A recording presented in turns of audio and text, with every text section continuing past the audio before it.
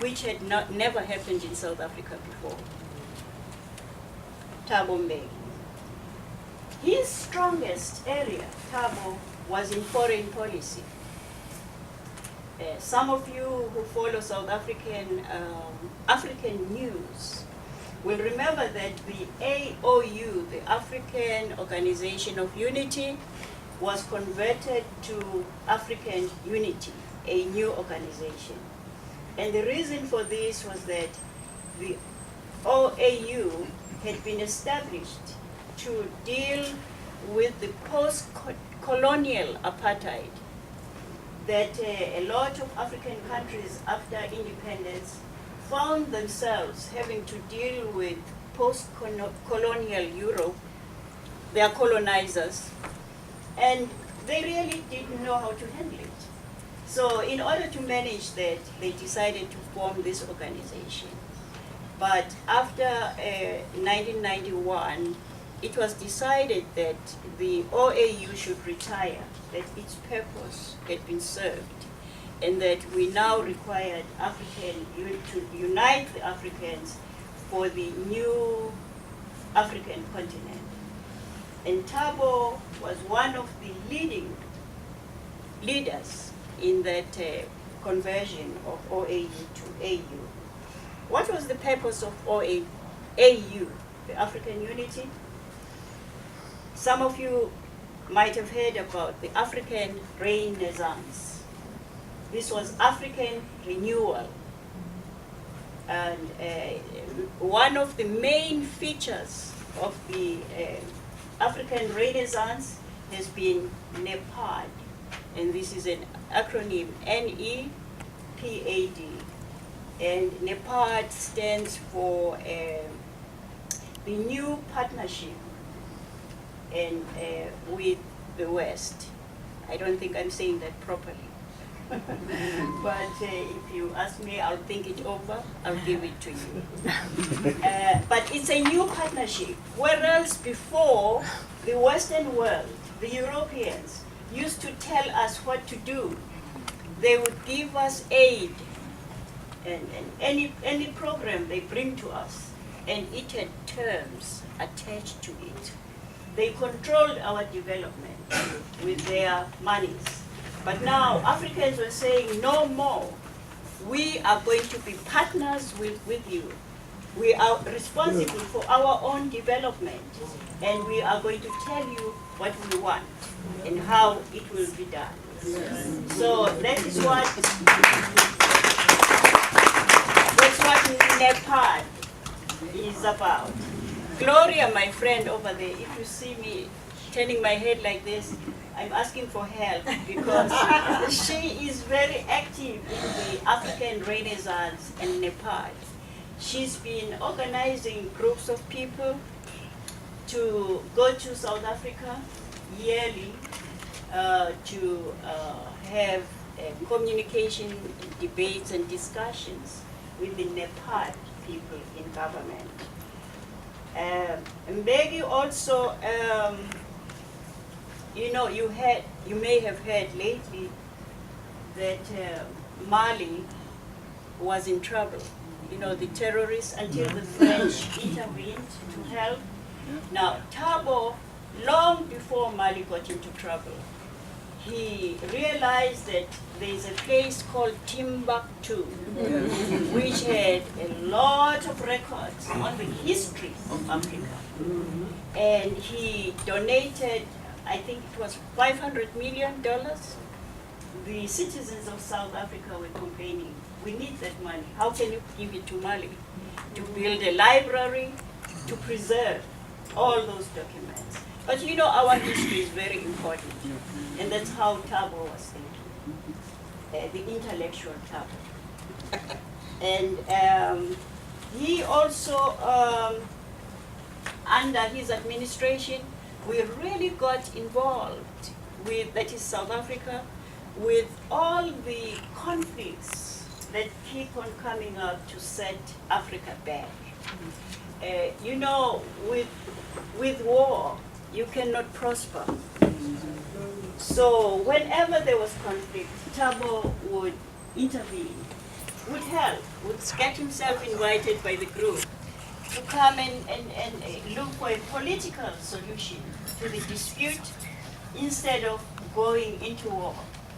I'm going to drink like Rubio.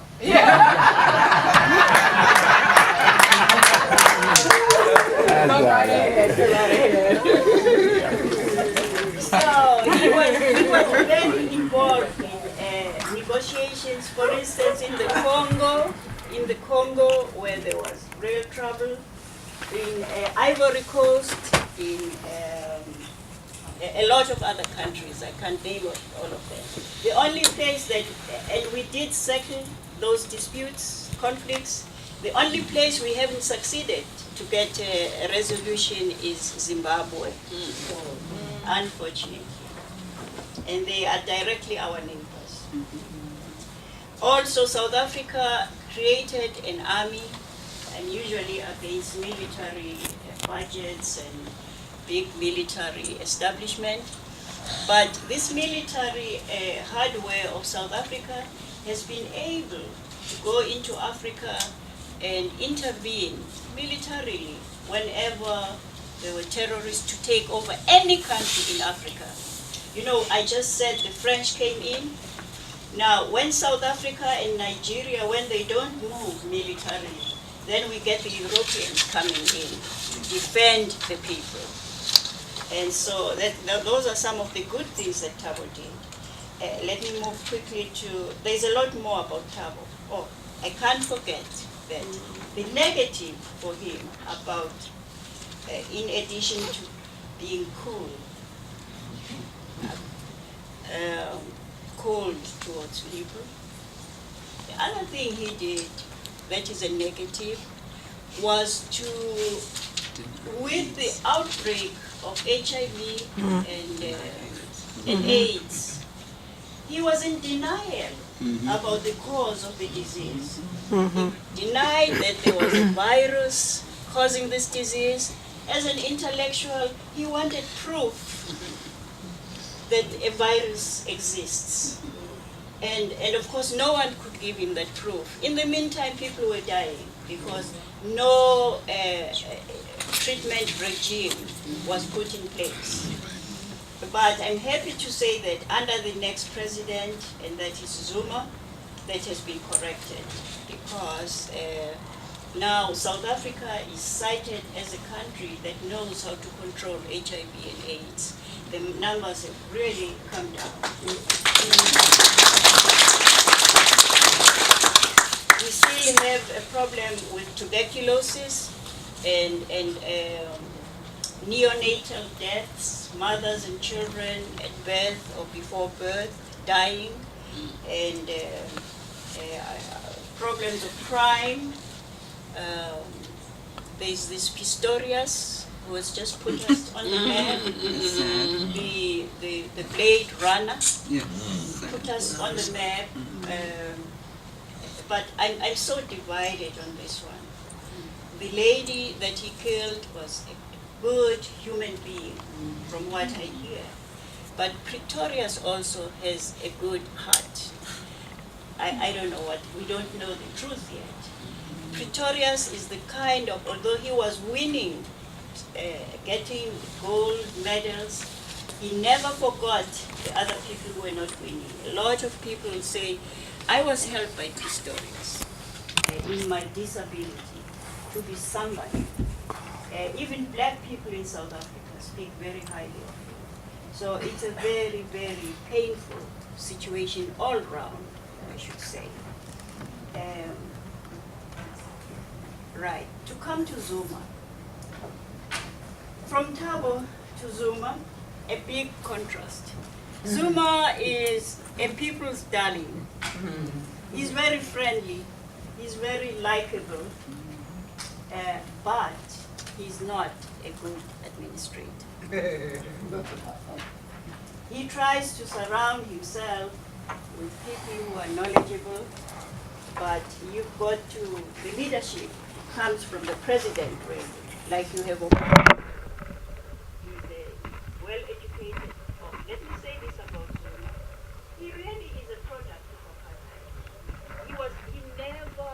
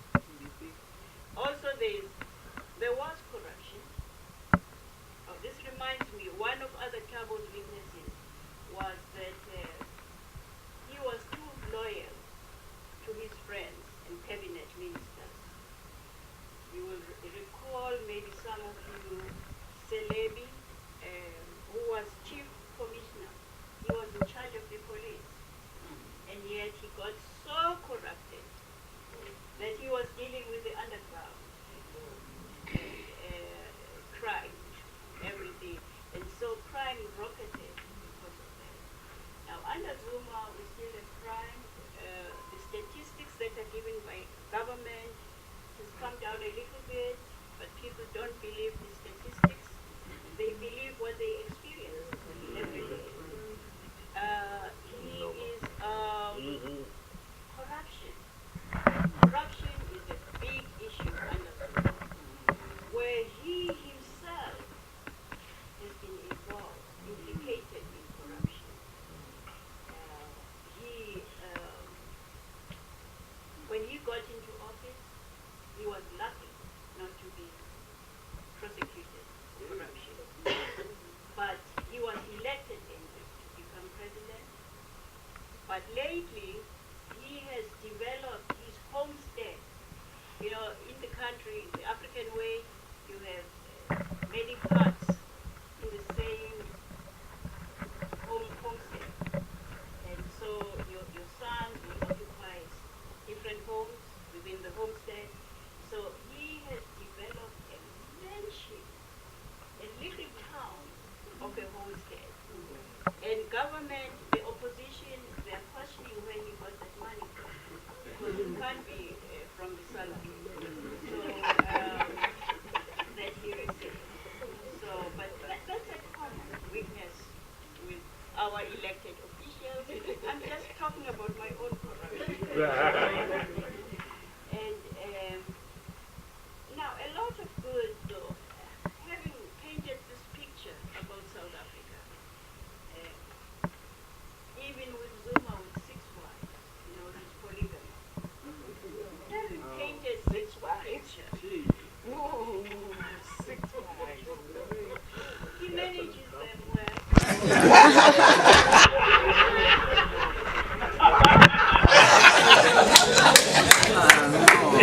They say they are happy. They say they're happy. They say they are happy.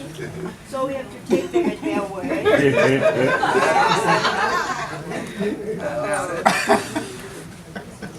So having said all of that, and to say more, education is going very badly, very badly.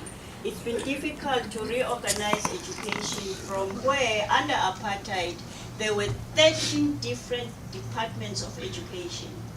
1 white, 1 colored, 1 Indian. The African one was divided into 10 little bits, according to the homeland that the people came from. So there were 13 departments of education. Now, bringing all of this together under one education department has been very difficult. And then in addition, of course, there's corruption, even as people are trying to do good. There's a shortage of schools. We still have children learning under the tree. Health is also in tatters. We have a very good Minister of Education, of Health, I'm sorry. But South Africa still has a public education and a public health. And private education and private health. So depending on what insurance you take, you may receive good education. Like my grandkids are getting very good private education. But I'm not happy that the majority of people are receiving very poor education.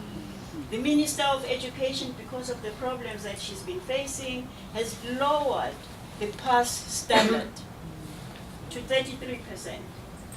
Now, you know those kids, even in South Africa, they fail to get into good universities, first-class universities, and they will never get into any university overseas. So, and health is the same. You can go to hospitals, if you have a private insurance, that will provide you care that is up to the standard, first class. But the majority of people are not getting that. And on the positive side, South Africa is still a good place to be. It is beautiful. Yes. The tourism industry is doing very well because people, although it's a long way, 17 hours to travel, But when you get there, you find South Africans are very friendly, find smiling faces, they accommodate you with your needs, and we have a booming tourism industry. And the other things that are good about South Africa I already mentioned, which is intervention into Africa, feeling that even if South Africa develops as a first world country, but if the countries surrounding South Africa are not developed in tandem, we shall never fully realize our potential. And with that, Mrs. Howard, is time okay? Time is good. Thank you very much, my friend.